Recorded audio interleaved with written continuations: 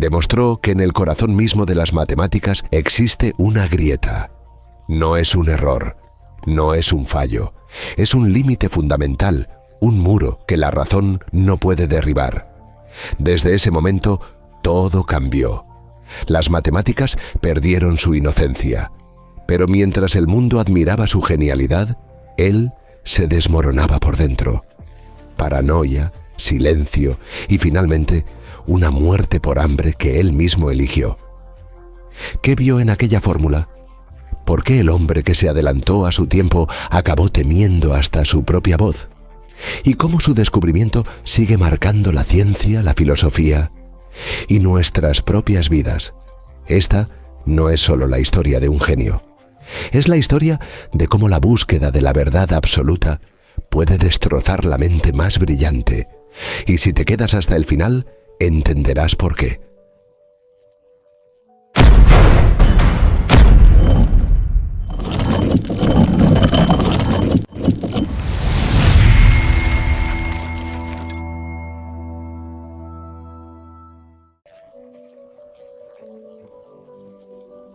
Kurt Gödel nació en un lugar que ya no existe como tal, Brin, en el próspero imperio austrohúngaro, hoy Brno, en la República Checa.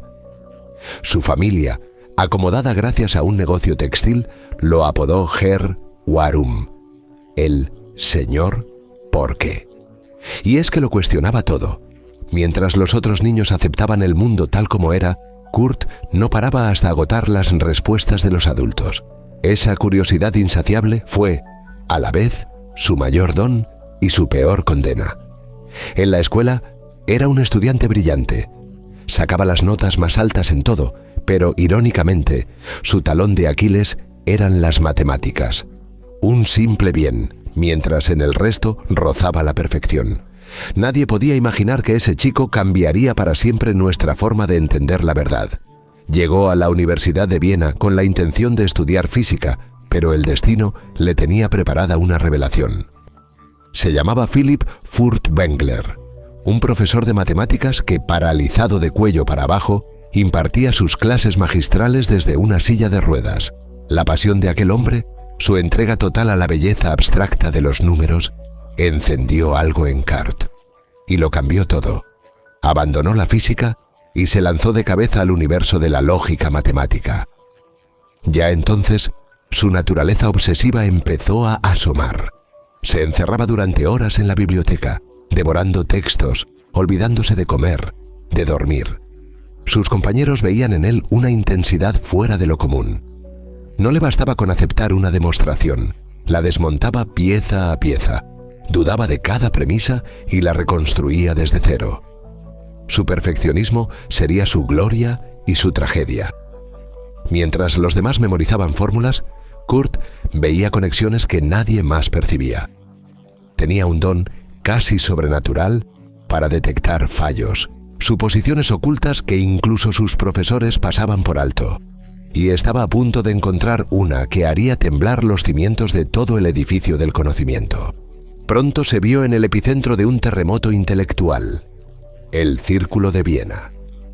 Un grupo de mentes prodigiosas que buscaban reducir toda la verdad a la lógica y a lo empíricamente demostrable. Para ellos, lo que no se podía probar o medir era simplemente ruido. Creían que las matemáticas serían el lenguaje definitivo, el fundamento de toda certeza. Pero Kurt era distinto.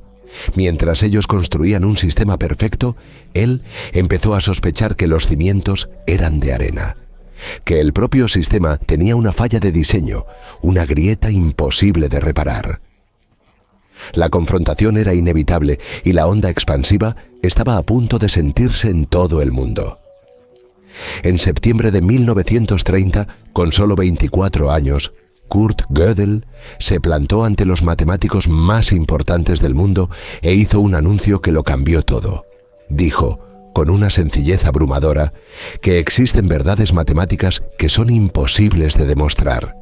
Al principio, nadie entendió el alcance de aquello. Parecía filosofía, no matemáticas.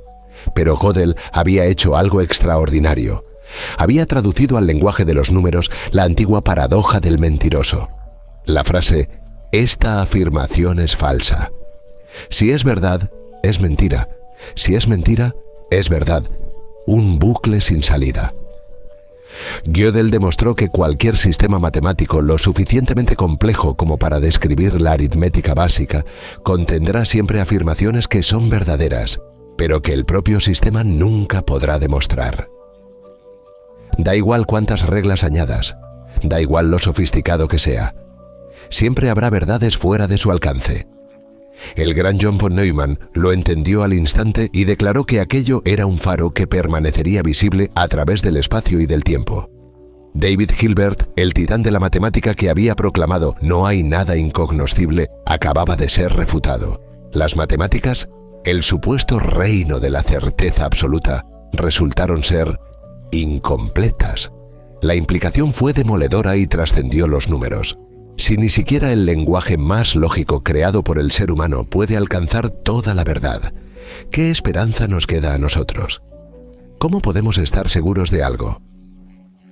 El conocimiento absoluto no era solo difícil, era teóricamente imposible. A pesar de su hazaña, la vida de Gödel se complicaba.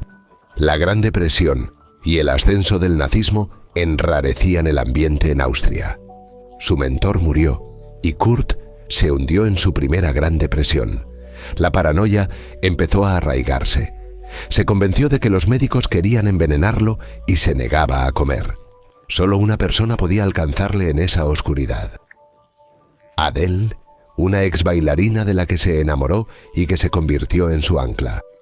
Ella probaba cada uno de sus platos para demostrarle que la comida era segura. Sin ella, se habría dejado morir mucho antes. Mientras sus colegas judíos huían de Austria, la mente de Gödel, capaz de navegar por las abstracciones más complejas, era incapaz de ver el peligro político que se cernía sobre él. El asesinato de uno de sus antiguos profesores a manos de un estudiante nazi, que fue aclamado como un héroe, fue el punto de inflexión.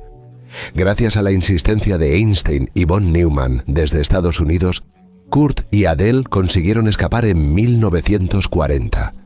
Llegaron a Princeton, al Instituto de Estudios Avanzados. Allí, rodeado de las mentes más brillantes, encontró una extraña amistad con Albert Einstein. Cada tarde paseaban juntos, dos gigantes hablando de los misterios del universo. Einstein llegó a decir que iba a la oficina solo por el privilegio de caminar y charlar con Kurt. Pero la mente de Gödel ya estaba en guerra consigo misma. Se sentía un fracasado. Estaba convencido de que el instituto quería deshacerse de él.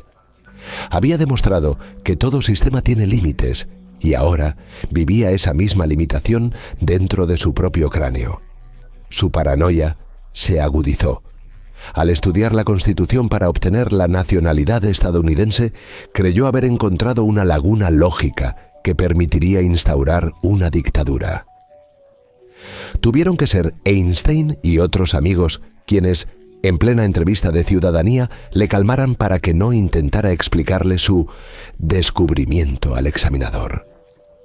Ese rigor implacable, el que le dio la gloria, se volvió contra él. Analizaba cada conversación, cada gesto, buscando fallos lógicos, conspiraciones ocultas.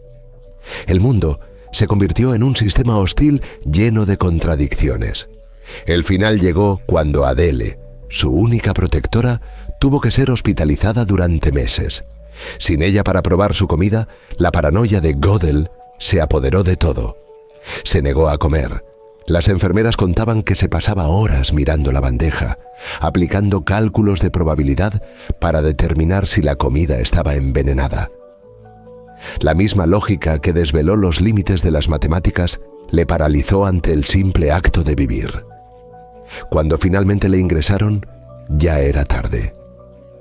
El 14 de enero de 1978, el lógico más importante de la historia murió de inanición. Pesaba menos de 30 kilos. La vida de Kurt Gödel es un eco de su propio teorema.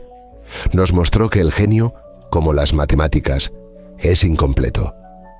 Que la misma mente que nos regala universos puede convertirse en su propia prisión. La tragedia de Gödel no es solo que muriera solo y aterrado. La verdadera tragedia es que fue incapaz de ver lo que para todos los demás era evidente, que su mente, incompleta y atormentada, le había hecho a la humanidad uno de los regalos más grandes de su historia. Se sintió un fracasado mientras creaba un legado que sobrevivirá a nuestra civilización. Y aquí reside quizá la lección definitiva de su vida. No necesitamos ser completos para ser profundos. No necesitamos tener todas las respuestas para plantear las preguntas importantes. A veces, los mayores descubrimientos no nacen de lo que podemos demostrar, sino de la humildad de aceptar lo que nunca podremos saber. El niño, que lo cuestionaba todo, nos enseñó que siempre habrá preguntas sin respuesta. Y puede que eso no sea un límite. Puede que simplemente sea lo que nos hace humanos.